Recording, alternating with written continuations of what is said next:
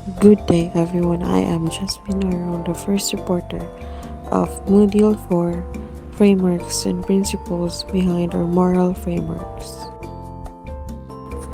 Kant's Theory of Right. An action is right if it respects everyone's freedom under a universal law. Rights must be exercised without violating others' rights. Ethical actions follow maxims that can be universalized or applied by everyone. Acting ethically means autonomously choosing to follow moral law. Kant's idea is that we should act in ways that could be made universal rules. For example, lying or borrowing money without intending to repay cannot be universalized, so these actions are unethical. On the other hand, telling the truth can be universalized, making it ethically right. Ethics for Kant comes from reason and duty. We freely choose to follow rules that respect everyone's right. The duty framework focuses on duties and obligations in ethical decision making. Ethical actions are defined by doing the right thing, not by outcomes. Provide consistent rules for everyone, promoting fairness and respect. Works best when obligations guide decisions but can be rigid or impersonal. The duty framework emphasizes acting according to moral duties rather than the result of our actions. It ensures fairness because the same duties apply to everyone, encouraging respect for all. However, it can feel strict or impersonal, especially if following a duty causes harm or if duties conflict. It's useful in situations where knowing what one ought to do is more important than what might happen as a result. Kant's deontological ethics focuses on duty, obligation, and rights, not consequences. Deontological comes from Greek deon, meaning duty. An action is ethical if done from duty with the right intention. Follows the categorical imperative act only according to rules that can be universal. Kant's ethics is about doing what is morally right because it is your duty, not because of the outcome.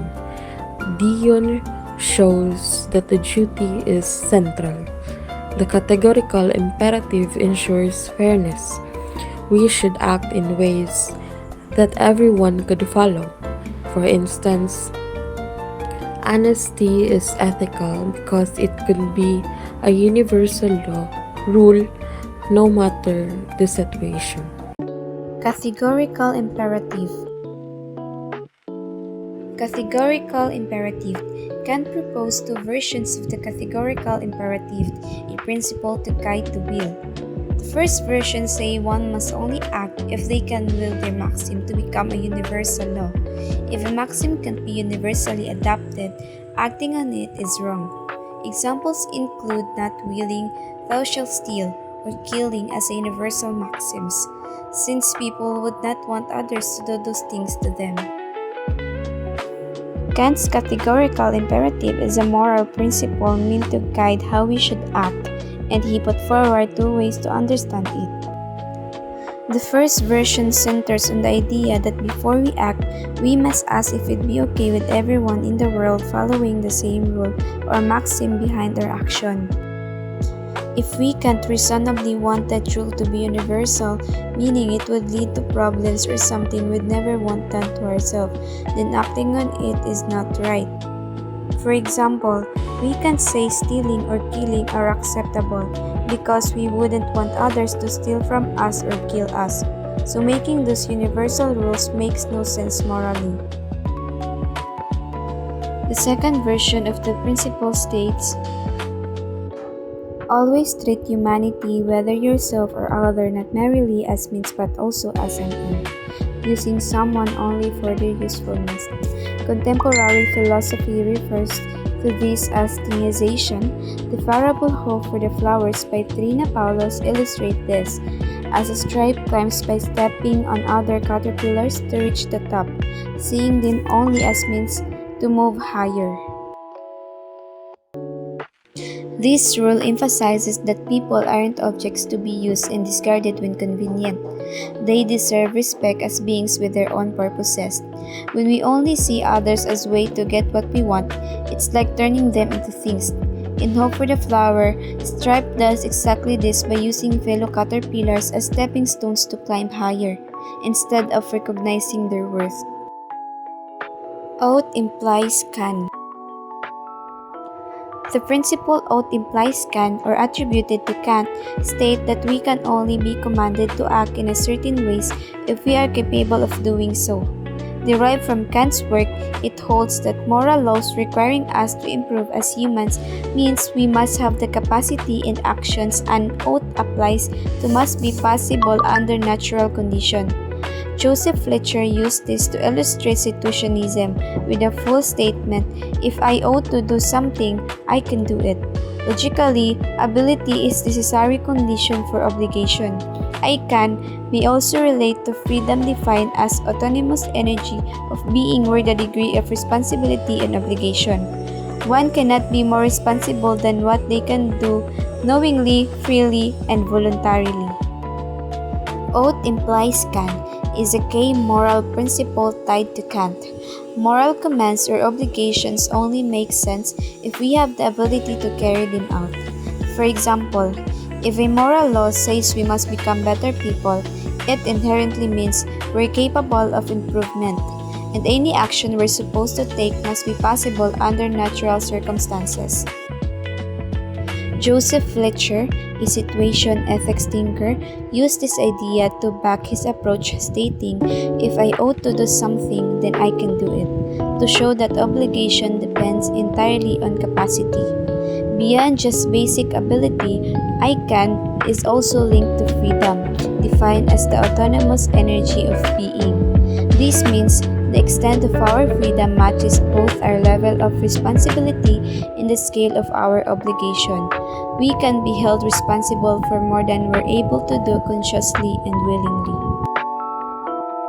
So good day everyone, I'm Kyle Angel Alpana, so I am the second reporter. So my topic is legally and morally rights and goodwill. So the first one is legally and morally rights. So Kant argued that what is legal should align with moral universal law or the categorical imperative.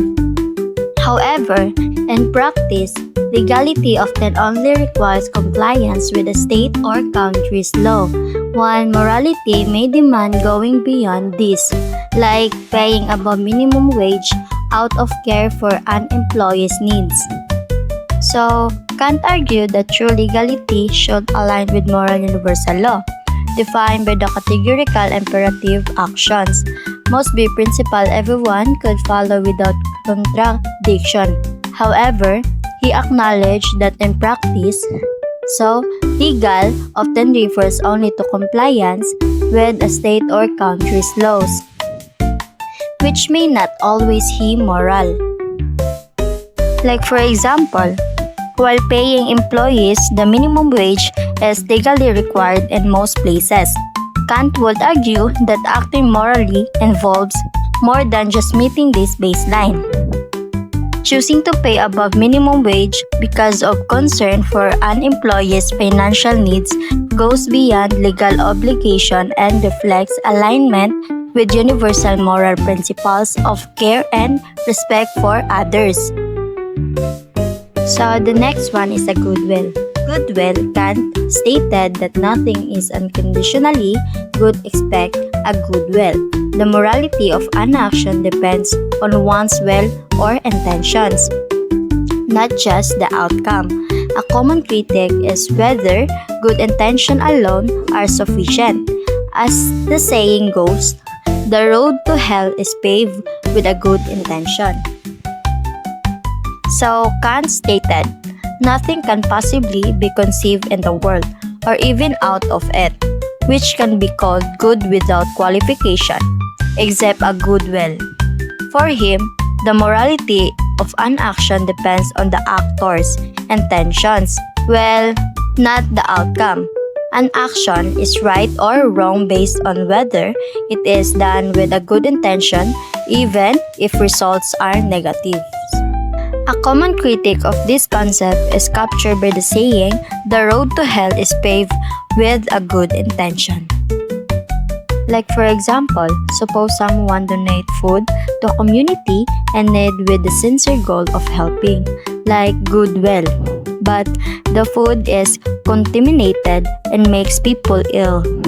God will still consider the action morally worth because the intention was good.